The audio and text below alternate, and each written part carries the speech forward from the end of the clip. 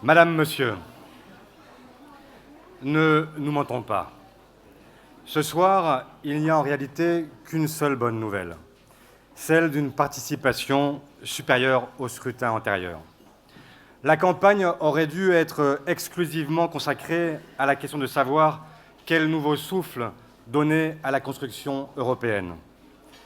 Le chef de l'État a choisi d'en faire un enjeu national dans un duel avec l'extrême droite populiste. En installant ce face-à-face, Emmanuel Macron a accrédité l'idée d'un référendum dont il serait l'enjeu et dont le Rassemblement national serait le moyen de lui dire non. Il en paye ce soir le prix. Cette stratégie conduit à l'affaiblissement de la parole de la France et installe durablement le Rassemblement national dans la vie politique française. Emmanuel Macron devait être un rempart. Il a fait la courte échelle à l'extrême droite.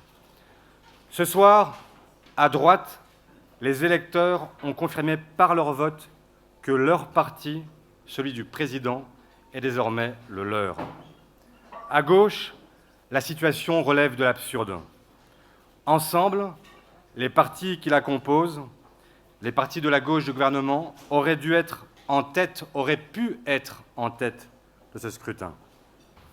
Nombreux d'ailleurs sont nos électeurs qui se sont retrouvés désemparés dans l'isoloir à devoir faire un choix entre des forces qu'ils perçoivent comme convergentes.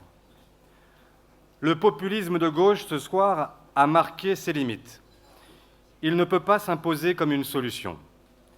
Ce que le PS a entrepris avec Place Publique, les radicaux de gauche, Nouvelle Donne, a ouvert un chemin pour le rassemblement de la gauche et des écologistes. Ce chemin est le seul qui soit en mesure d'offrir une alternative à la droite et à l'extrême droite. Ce soir, notre responsabilité est immense. Elle est de ne pas fermer les yeux et de refuser de continuer à dérouler un tapis rouge sous les pieds des libéraux et des nationalistes. J'appelle donc l'ensemble des forces de gauche et écologistes à écouter le message des électeurs et, en conséquence, à nous retrouver dès les prochains jours pour envisager d'additionner nos forces pour un avenir écologique et social. Rien n'était évident au départ, chacun le sait bien dans cette salle.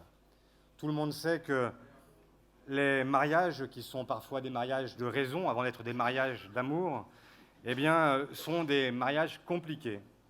Et nous nous sommes découverts les uns les autres. Et nous avons découvert surtout nos convergences, qui n'étaient pas évidentes. Il y avait des traces nombreuses et qui dataient de nombreuses années aussi.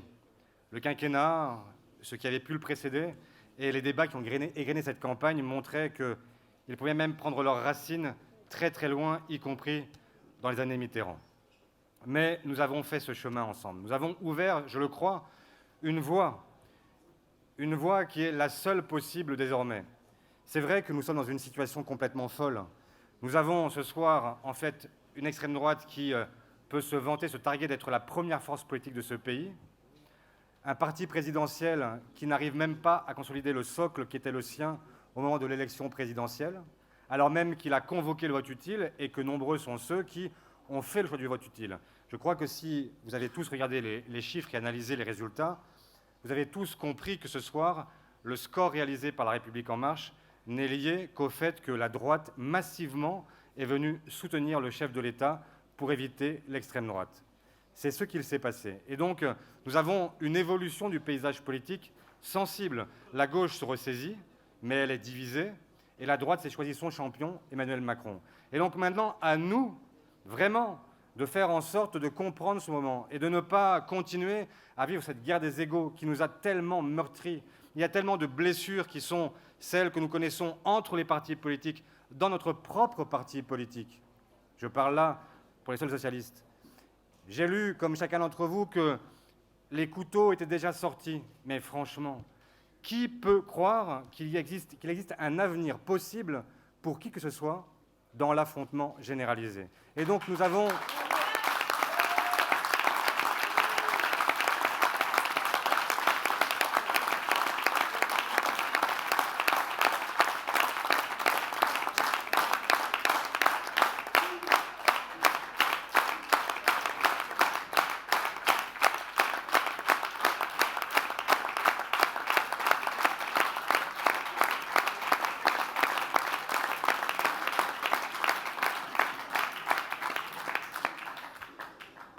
il y a des désaccords entre nous.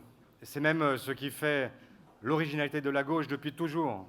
Est-ce que Jaurès et Gued étaient totalement d'accord? Est-ce que Blum et Pivert étaient d'accord? Est-ce que Mitterrand et Rocard étaient d'accord? Est-ce que Chevènement et Popren étaient d'accord? Je ne vais pas faire cette liste qui est longue, mais il fut un temps où ces désaccords pouvaient se solder par une capacité à se rassembler sur l'essentiel. Et le moment que nous vivons est ce moment-là. Est-ce que nous sommes capables encore de nous rassembler sur l'essentiel? C'est la raison pour laquelle, plutôt que de jouer sur nos divisions infinies, il faut maintenant jouer sur le rassemblement. Et c'est la raison pour laquelle j'appellerai dès demain l'ensemble de mes homologues, y compris ceux avec lesquels la campagne a été parfois la plus tendue. Et je pense évidemment à Benoît qui, dans la dernière interview, a été assez curieuse puisque son objectif était d'être simplement devant ce que nous sommes nous. Mais je le ferai avec l'esprit clair et avec la volonté inébranlable de rassembler ce qu'il y a de force à gauche et chez les écologistes. Les écologistes, ce soir, font un résultat qui est un très beau résultat et nous devons nous en féliciter parce que notre avenir est effectivement un avenir qui ne peut pas s'écrire sans l'écologie politique. Et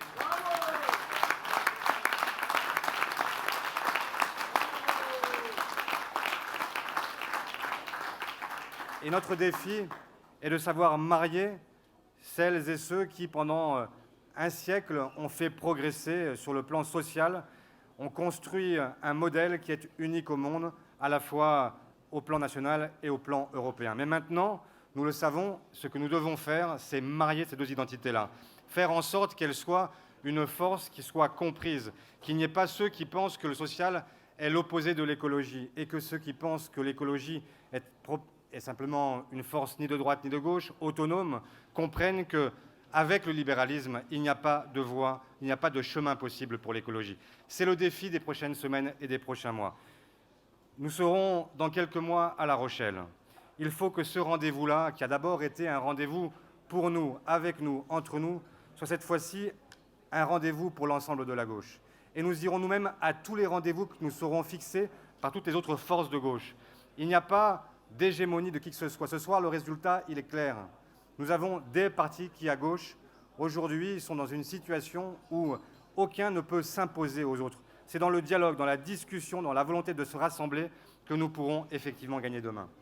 Il y a des échéances l'année prochaine, celle des municipales. Nous savons depuis le début que cette échéance municipale est une échéance capitale. Elle est une échéance à partir de laquelle nous pouvons, à partir du terrain, nous reconstruire et ensuite ouvrir une voie au départemental, au régional et à nouveau être la force utile pour celles et ceux qui veulent avancer sur la voie du progressisme, allais-je dire, mais oui, du progressisme, le vrai.